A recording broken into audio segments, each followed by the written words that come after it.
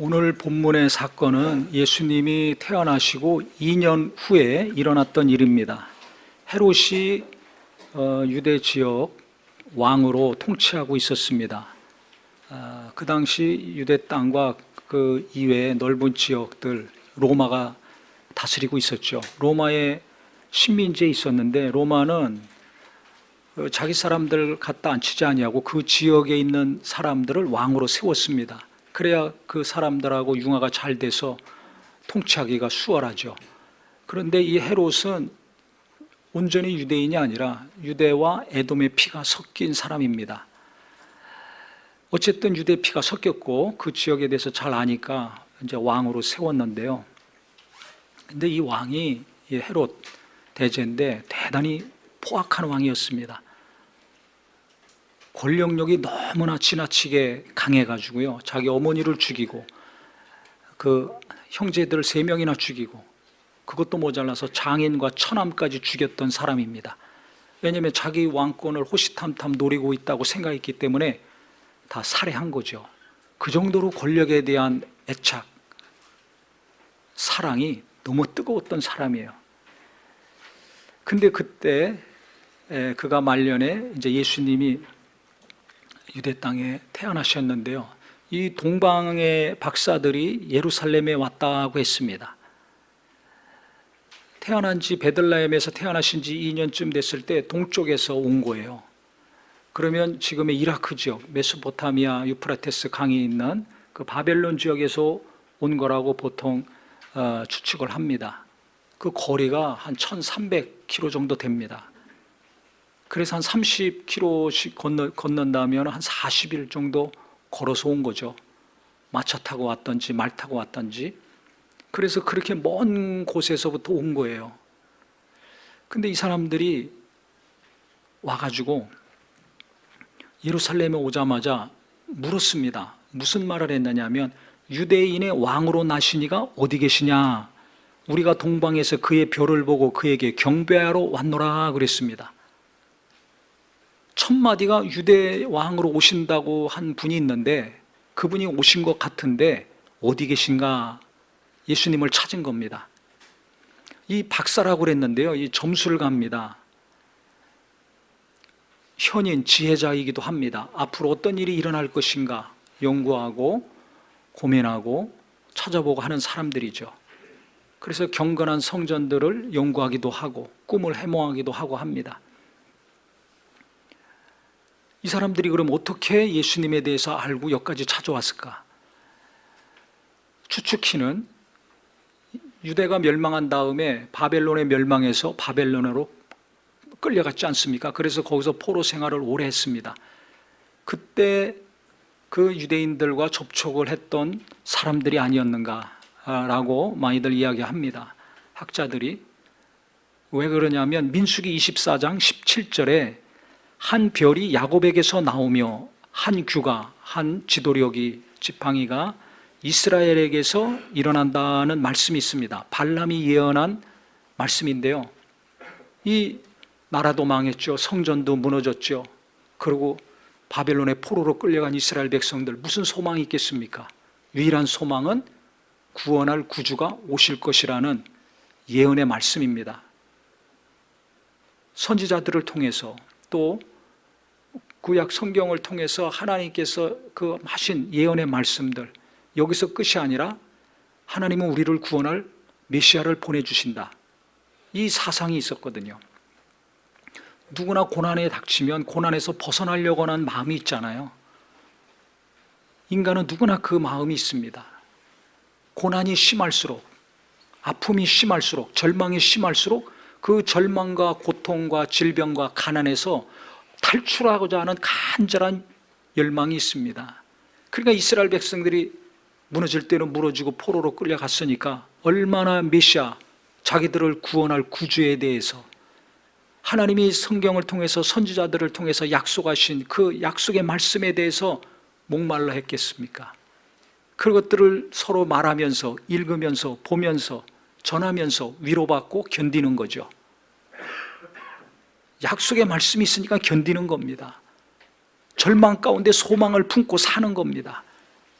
말씀을 항상 붙들고 어떤 처지에 있든지 항상 말씀을 붙들고 의지하면서 절망 가운데 소망을, 눈물 가운데 희망을 갖기를 바랍니다. 언젠가는 그 말씀이 이루어집니다. 이것들을 이제 바벨론에 살면서 이 박사들이 알았던 거예요. 아, 유대 땅에 구세주가 오시는구나. 그걸 들은 거죠. 이들은 이방인입니다. 하나님 안 믿는 사람들이에요. 모르는 사람들이에요. 그런데 그 땅에 포로로 잡혀왔던 유대인들을 통해서 이걸 듣고 많은 사람들이 그 메시아에 대한 말씀을 붙들고 인내하고 견디고 서로 위로하는 걸 보면서 감동을 받았겠죠. 깊은 인상을 받았겠죠. 그래서 앞날에 대해서 항상 관심 있고 연구하는 사람들이기 때문에 이들이 이 말씀을 믿은 거예요. 이방인이지만 믿은 겁니다. 그래가지고 이 먼 길을 온 겁니다. 자기들만 왔겠습니까? 나중에도 이제 나오지만 황금, 유황, 모략, 값 나가는 비싼 예물을 가지고 왔습니다. 수행원도 있었고 또 비싼 거 갖고 오니까 경호원들도 호위병들도 있었겠죠. 안 그러면 강도들에게 약탈당하니까. 그래서 많은 무리가 왔을 것입니다. 사모함으로, 설레이는 마음으로 예루살렘까지 온 겁니다. 그 구세주를 만나려고. 별이 움직이니까 아, 그 약속이 이루어지는구나. 한 별이 야곱에게서 나온다고 했으니까 따라간 겁니다. 그래서 유대의 왕이 나오신다고 했는데 어디 계시냐 했더니 반응이 어떻게 됐느냐.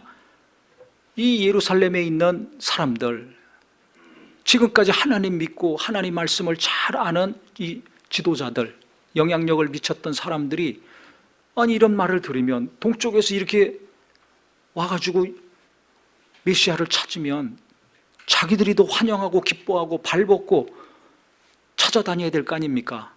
근데 정반대의 현상이 나타났습니다. 어떻게 했느냐? 3절부터 보세요. 헤롯 왕과 온 이스라엘이 듣고 소동한지라 그랬습니다. 기뻐하고 흥분하고 가슴 설레는 것이 아니라 소동이 일어났습니다. 왜 그런가요? 그 이유가 헤롯 왕 때문에 그래요. 헤롯 왕은 유대의 왕이 오시면, 메시아가 오시면 어떻게 돼요? 자기 자리가 위태롭잖아요.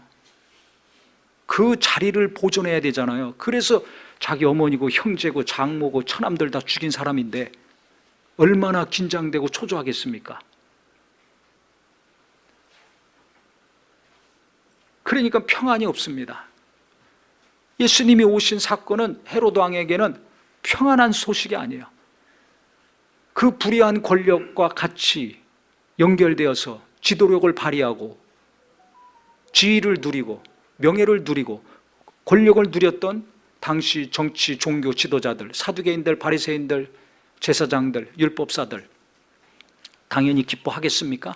왕의 눈치 봐야죠. 최고 권력자 눈치 봐야 되잖아요. 지금도 눈치 보잖아요. 바른 소리 못 하잖아요. 과거엔 더하죠. 그래서 기뻐하고 환영하고 해야 될 사람들이 공포, 두려움, 혼란, 멘붕에 빠진 겁니다. 그래서 성경에 간단하게 정확하게 이해하고 있는 거예요. 소동한지라 그랬습니다. 왕과 지도자들과 예루살렘 사람들이 이 말을 듣고 소동이 일어났습니다. 참 아이러니하죠. 기뻐하고 환영해야 될 자들의 소동이 일어났어요. 내가 하나님 믿는데 교회도 다니는데 무슨 일이 있으면 마음에서 소동이 일어나고 식구들끼리 소동이 일어나고 교인들끼리 소동이 일어나고 이런 일이 있죠. 왜 그래요? 예수님을 귀하게 여기지 않으면 그런 일이 일어납니다. 예수보다 권력과 돈과 명예와 사회적인 지위와 영향력 행사하는 것을 더 중요하게 여기면 예수 내팽개칩니다. 이 일이 지금 예수님이 오셨을 때 일어난 겁니다. 지금도 이런 일이 내게 일어나고 있지 않는가? 내 가정에 일어나고 있지 않는가? 잘 나를 돌아봐야 됩니다. 왜 교회들이 어렵습니까? 예수님을 팽개쳤어요. 뭐 때문에? 권력, 돈, 명예 때문에. 말로는 하나님 찾고 쥐어 찾고 말씀 찾고 열심히들 하지만 주님을 귀하게 여기지 않습니다. 소동이 일어나는 거예요. 소동이 일어나는 거예요. 정신 차려야 됩니다. 오늘 처음 예수 믿더라도 정신 차려야 됩니다. 오래되신 분들 더 정신 바짝 차리고 내가 예수님을 어떻게 믿고 있는가, 어떻게 생각하고 있는가, 오늘 말씀을 통해서 정말 깨닫고 돌이키는 귀한 성탄절이 되기를 바랍니다. 왕이 가만히 있을 수 없잖아요. 너무 초조하고 긴장이 돼. 자기 자리 계속 지켜야 되니까 이 박사들 부르기 이전에 유대 왕이 나온다고 했는데 이걸 제일 잘하는 전문가들이 있잖아요. 그게 누구예요? 제사장들과 서기관들이죠. 불렀습니다. 서기관들은 율법을 연구하고 해석하고 가르치고 하는 사람들이니까 전문가거든요. 불렀어요.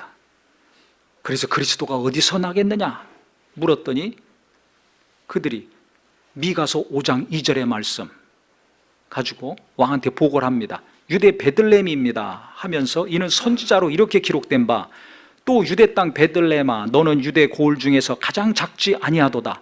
내게서 한 다스리는 자가 나와서 내 백성 이스라엘의 목자가 되리라 하였음이니이다.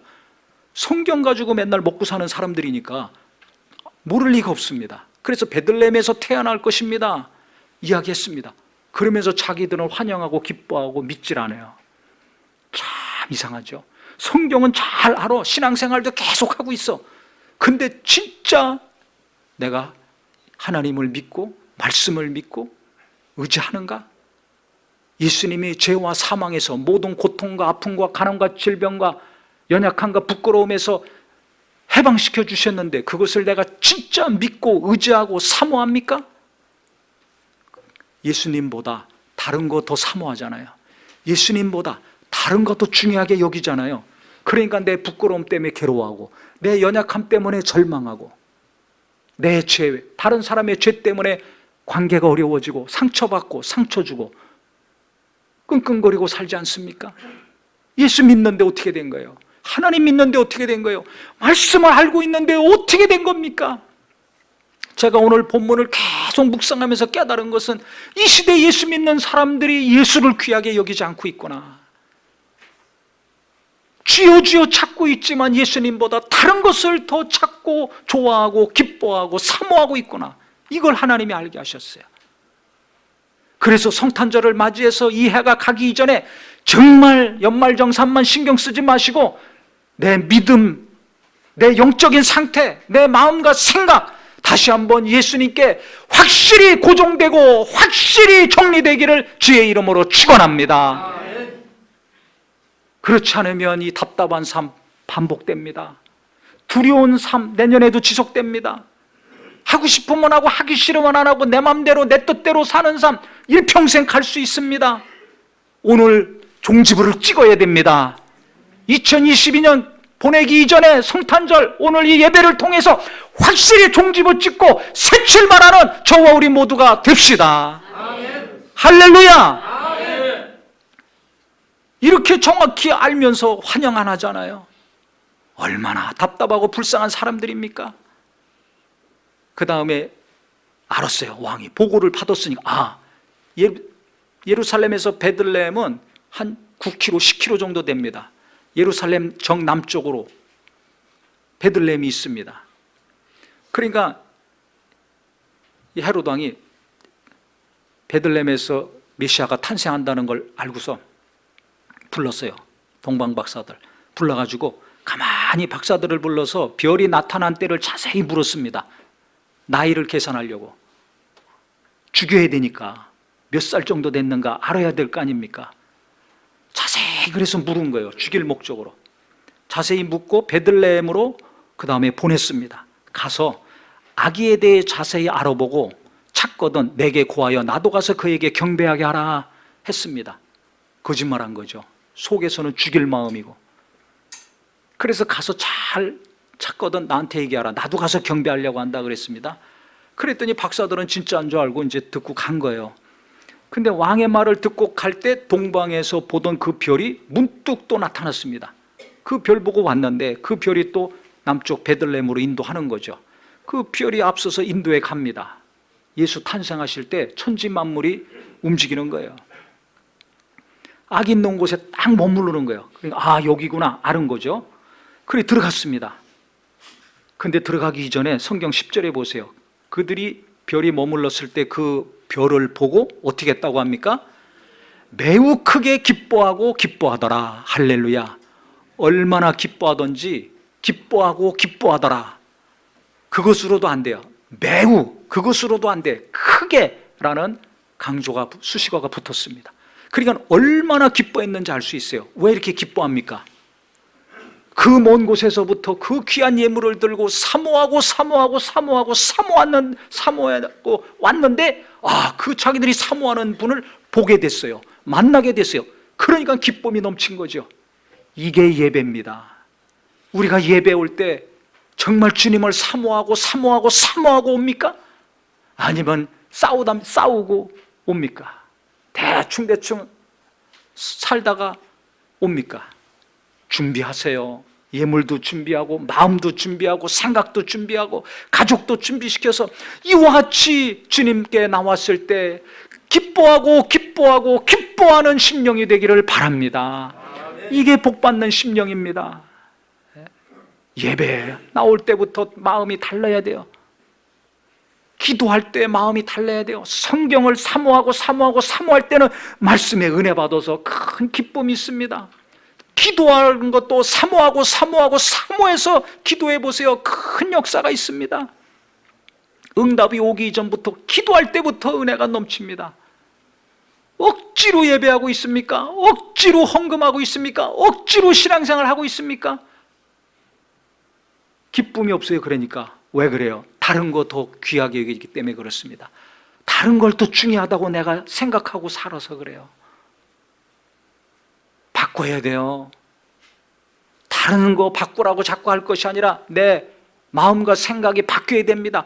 무엇보다 예수님을 향한 내 마음 바뀌어야 됩니다. 예수님에 대한 내 생각 바뀌어야 됩니다. 내가 예수님 사랑하는 것 같지만 돈을 더 사랑하고 권력을 더 사랑하고 명예를 더 사랑하잖아요. 졸업장도 사랑하고 이 세상에 눈에 보이는 것을 내가 더 사모하고 있지 않습니까? 자기 자신을 자기가 속이지 마세요. 자기 영혼을 속이지 마세요. 그 기쁨이 있었습니다. 그래가지고 들어갔더니 태어난 지 2개월 됐으니까 갓난아이 아닙니까? 말도 못하는 어린 갓난아이인데 이들이 가가지고 어떻게 했는가? 성경에 보세요. 엎드려 아기께 경배하고 그랬습니다. 경배했습니다. 경배는 뭐예요? 무릎을 꿇고 머리를 땅에 대는 것입니다. 최고의 예우를 한 거예요. 최고의 예우. 생각해 보세요. 아니 어린 갓난애인데 예물 가져갔으면 주고 끝나고 뭐 이렇게 얘기하고 확인하면 끝나면 될 텐데 거기서 보자마자 말이 필요 없어요. 무릎을 꿇고 머리를 조아려서 최고로 예수님을 높였습니다. 이게 믿음이고 예배고 신앙이라고 저는 생각합니다. 좀 힘 있는 사람, 돈 있는 사람 앞에는 굽실굽실거리고 어떻게든지 마음에 들려고 그러고 조금 자기 자리 높아지고 조금 더 뭔가 얻으려고 하지만 예수님 앞에, 하나님 앞에 내가 이렇게 가장 낮은 자로서 주님을 높이고 삽니까? 아쉬울 때나 주님 찾고 아쉬울 때나 예배하고 아쉬울 때나 기도 부탁하지 내가 이렇게 낮은 마음으로 정말 주님을 높이고 주님이 만왕의 왕이시고 만주의 주시기 때문에 내가 이렇게 주님을 최고로 높이냐 이거야. 어떤 권력자보다 어떤 재벌 회장보다 내가 예수님을 최고로 높이고 있는가 아닌가? 내가 가장 최고로 여기는 분은 누굽니까? 예수 그리스도 한 분이 되기를 바랍니다. 아멘.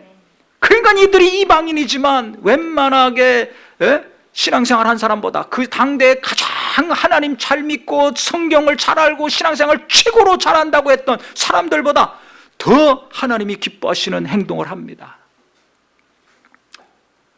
그 다음에는 거기서 끝난 것이 아니라 자기들이 가지고 간 거 그 비싼 황금, 금이 얼마나 비쌉니까? 유향과 모략 한 가지가 아니라 3가지씩이나 가져와서 예물로 드렸어요. 빈손 들고 오지 않았습니다. 하나님 앞에 빈손 들고 오지 마세요. 어디 가더라도 뭐 사갖고 가지 않습니까? 만나도 차 한잔 먹지 않습니까? 차 한잔 값도 하나님께 드리지 않는 인색함이 있어요. 얼마나 인색한 겁니까? 그러고 달라고 합니까? 심은 대로 거둔다고 했습니다. 심어야 거둘 수 있는 거 아닙니까? 주라. 그리하면 차가운 대로 넘치도록 채워주리라 했습니다. 지금도 섬기고 베풀고 나누고 하는 사람들은 하나님이 계속 부어주세요. 이렇게 금리가 올라가고 불황이고 경제 위기가 닥친다고 하는데도 하나님이 넘치게 채워주고 있어요. 왜? 주니까, 베푸니까, 심으니까 거두는 겁니다. 경제적으로 넉넉하게 원하시죠? 자식들도 풍요로운 삶 살기 원하십니까? 심으세요. 심으세요.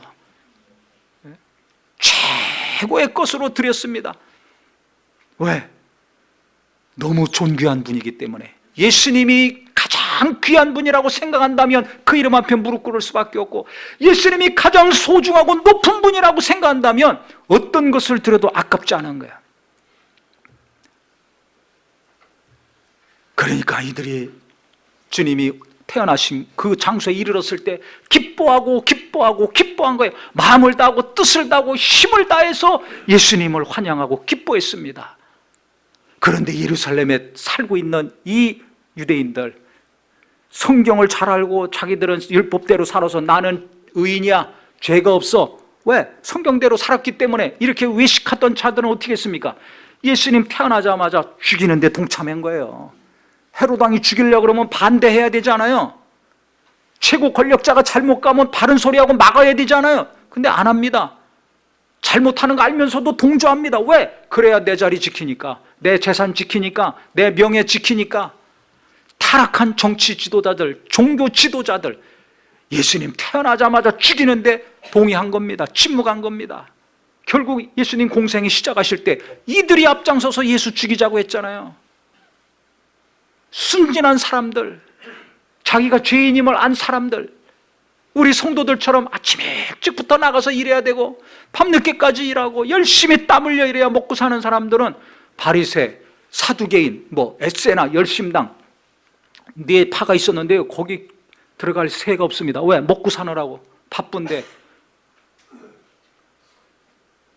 그러니까 일반적인 사람들, 열심히 일하고 순진하게 사는 사람들의 특징은 뭐냐? 나는 죄인이다. 이걸 분명히 알았어요. 왜? 내가 지금 하고 있는 생각과 행동 자체가 착하고 선한 것도 있지만 악하고 나쁜 것도 있잖아요. 우리도 그렇지 않습니까? 아무리 은혜 받고 눈물을 흘렸다 할지라도 돌아가면서 말 한마디 때문에 상처 주고받고 싸울 때가 있습니까? 없습니까? 있잖아요. 그렇게 기도하고 충만히 은혜 받고 했는데도 기도하고 가면서 차 안에서 투닥거릴 때가 있습니다. 오늘도 성탄절날 이 귀한 예배 오면서도 또 차 안에서 다투던지 집에서 말 한마디 때문에 부부간에, 부모 자식 간에 으르렁거린 경우 있을 것입니다. 둘이 사이좋게 앉아있다 오늘은 꼴 보기 싫어서 떨어져 앉는 가정도 있을지 몰라요. 그게 인간이에요. 아무리 내가 열심히 하고 아무리 기도 많이 하고 아무리 은혜 받고 눈물 콧물을 쏟았다 할지라도 내 안에 아직도 죄성이 있습니까? 없습니까? 있습니다. 죄를 사함받고 구원받는 것은 그래서 100% 은혜로 되는 것입니다. 하나님의 은혜로 되는 것입니다. 내가 열심히 해서 되는 게 아니에요. 근데 내가 열심히 해서 나는 의로운 사람이라고 생각했던 자들, 이렇게 예수를 안 믿어요. 안 믿어. 거부해요.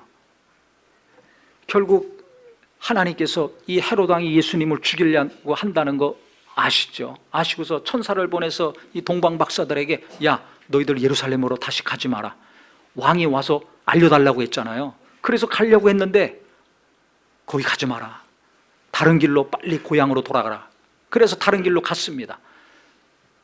요셉과 마리아에게도 헤롯이 죽이려고 하니까 애굽으로, 지금 이집트로 빨리 아기를 데리고 도망가라, 피신해라. 그래서 애굽으로 갔습니다. 나중에 박사들을 기다리고 있는데 헤롯 왕이 아무리 기다려도 안 오네. 알아보니까 갔어요.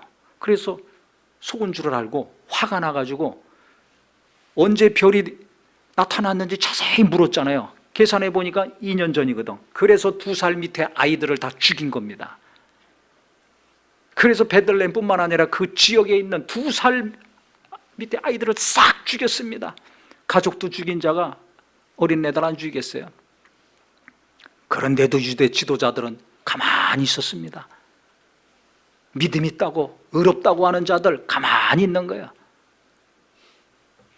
신앙생활 잘 합시다. 이방인인데도 우리가 배울 게 있지 않습니까?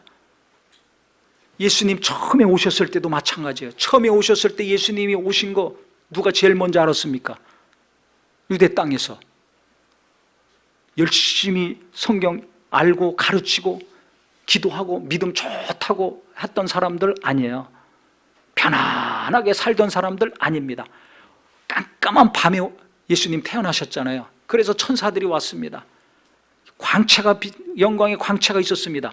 그걸 제일 먼저 본 사람들은 밤에 일하는 사람이었어요. 밤에 양들을 치는 목자들이었습니다. 그래서 그 목자들이 예수님 탄생의 첫 소식을 들었습니다. 천사가 와가지고 누가복음 2장에 보면 나오죠.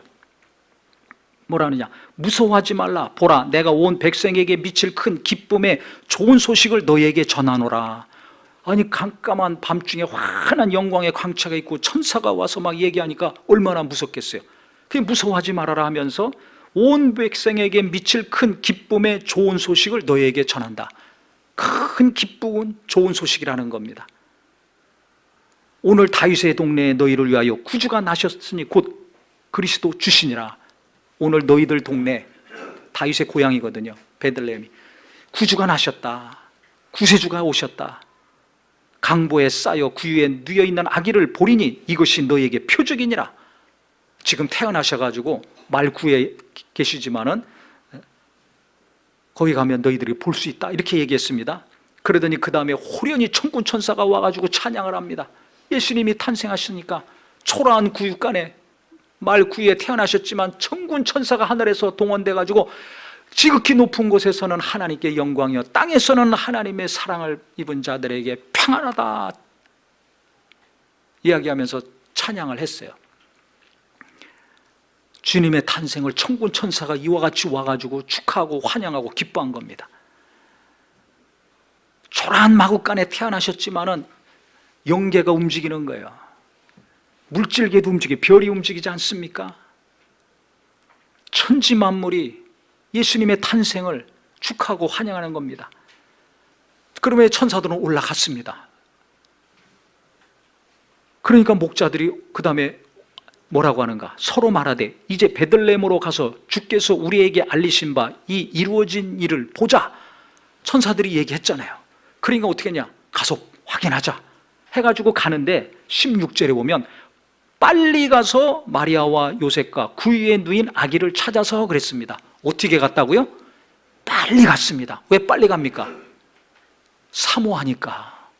동방박사들이 그 멀리서 그 비싼 예물들을 가지고 왜 옵니까? 사모해서 온 것처럼 이들도 마찬가지예요. 유대 땅에 사는 사람들이니까 당연히 우리를 구원할 구주가 오신다.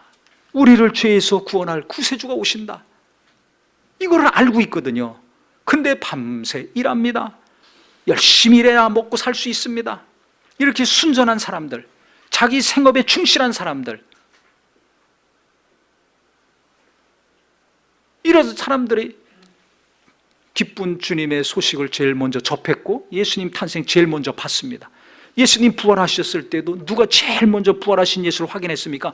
여인들이었습니다. 어떤 여인들?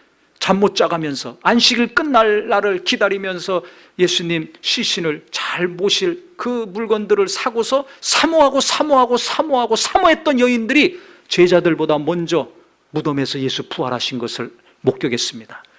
사모함이 중요한 거예요.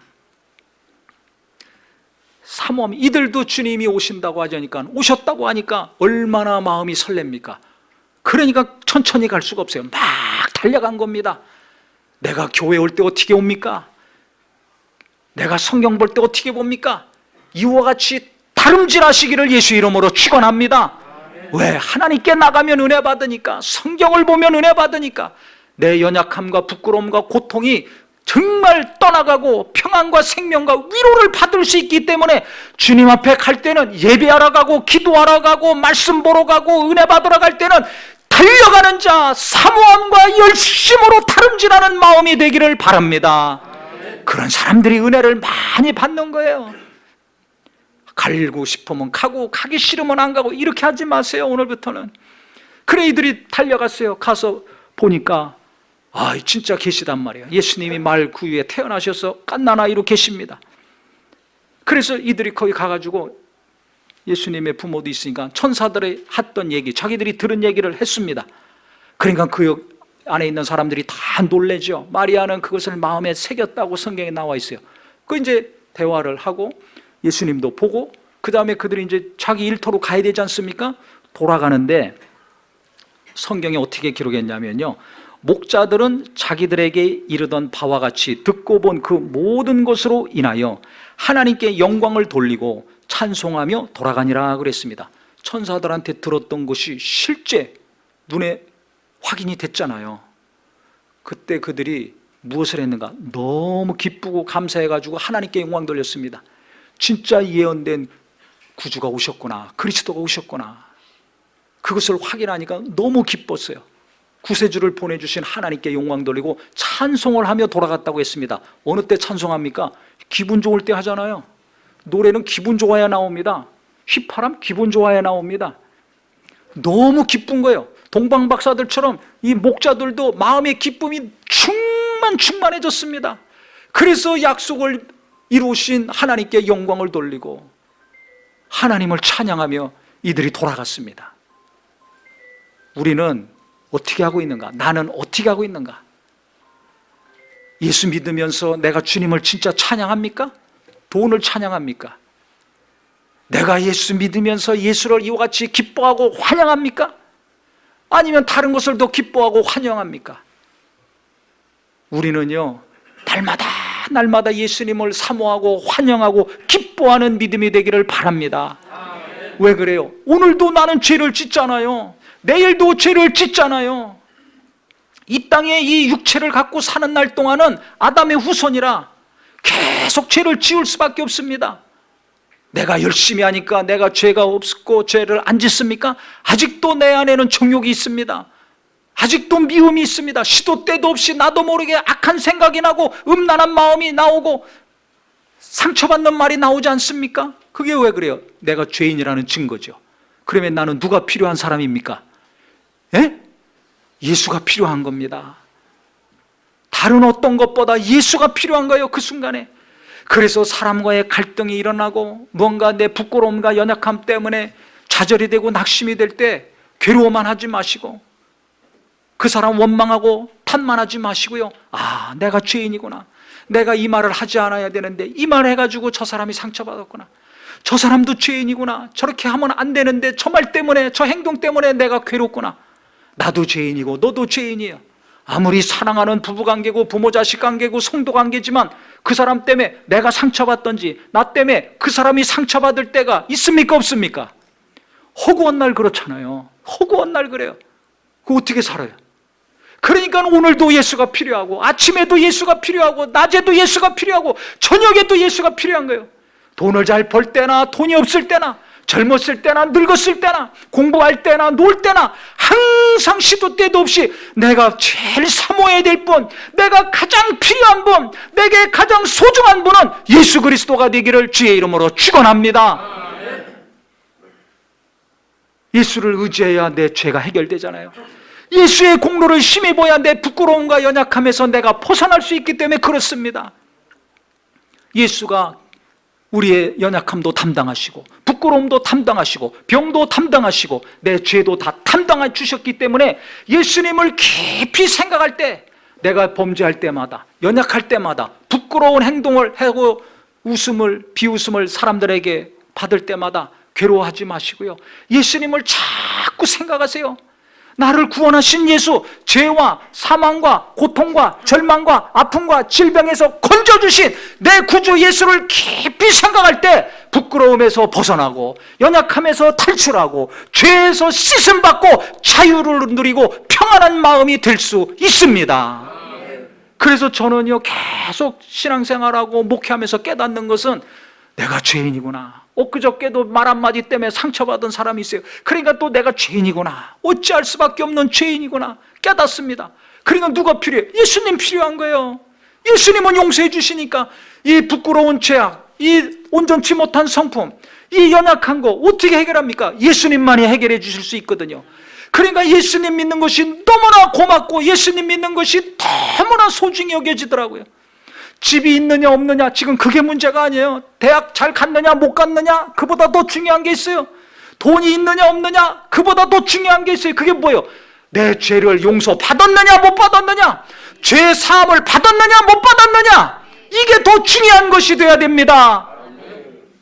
죄 사함 받지 못하면 어떻게 될까요? 그 죄 때문에 천국 못 갑니다. 구원받지 못합니다. 혹 구원을 받았다 할지라도 부끄러운 구원일 거 아닙니까? 뻘거벗은 구원일 거 아닙니까? 맨날 권력욕에 있어서 지위만 높아지려고 그러고 돈에만 사모함이 가득 차가지고 돈만 쫓아다니다 가면 어떻게 돼요? 회개하지도 않고 갔는데, 회개하지 않고 갔는데, 씻지 않고 갔는데, 더러운 마음과 생각으로 갔는데 어떻게 환영을 받겠어요? 어떤 자는 들어가지도 못합니다. 정신 차려야 됩니다. 좋은 집에만 들어가려고 그러죠. 좋은 학교만 들어가고 좋은 직장만 들어가려고 그러죠. 그러면 하늘나라도 좋은 그 하늘나라 가야 될 거 아닙니까? 깨닫기를 예수 이름으로 축원합니다. 지금 남들과 비교해서 나는 가난해, 나는 학력이 정말 변변치 못해, 나는 이것이 모자라, 나는 저걸 못했어, 지금 그러고 있을 때가 아닙니다. 그러면 어떻게 되는 줄 아세요? 예수를 환영하고 기뻐하지 않아요. 도리어 원망하지. 예수를 의지하지 않아요. 이 헤로드 왕과 유대 지도자들처럼 이렇게 됩니다. 그냥 소동만 일어나는 거예요. 돈이 없다고 소동 일어나, 공부 못한다고 소동 일어나, 이 일 있다고 소동 일어나, 저 사람한테 상처받았다고 또 소동 일어나, 싸우기 바쁘고 미워하기 바쁘고 갈등하고 속썩기 바쁩니다. 이런 모든 소동은 예수를 생각하고 의지하고 기뻐하고 환영할 때 내 마음에서 떠나가기를 예수 이름으로 축원합니다. 내 생각과 가정과 일터에서 떠나가기를 주의 이름으로 축원합니다. 교회에서도 떠나가야 됩니다.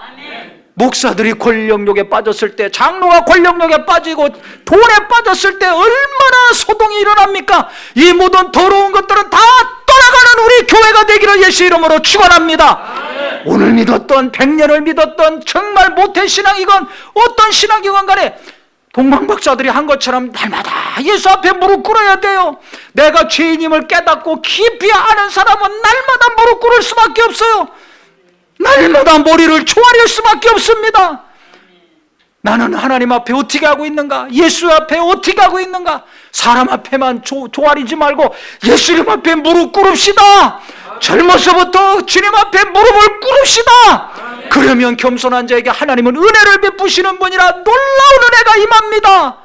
돈만 들어오기를 원하지 마시고요, 세상에 있는 것만 내게 들어오길 원하지 마시고 하나님의 은혜가 쏟아지게 하세요. 하나님의 은혜가 쏟아지게 하세요. 겸손한 자에게는 은혜를 주시고 높여주신다고 했어요. 전능하신 분이 붙들어서 높여주시는 겁니다. 하나님이 높여주실 때 하나님의 영광이 나타나고 기쁜 거 아닙니까? 그래서 우리는 이 목자들처럼, 동방 박사들처럼 정말 주님을 환영하는 자, 주님을 기뻐하는 자, 오늘도 환영하고 내일도 기뻐하고 모레도 또 의지하고, 그래서 우리가 항상 시도 때도 없이 일평생 내가 가장 사모해야 될 분, 다른 어떤 것이 아니라 예수 한 분이 되기를 바랍니다. 내가 가장 중요하고 소중하고 존귀하게 여겨야 될 분, 오직 예수 한 분이 되기를 예수 이름으로 축원합니다.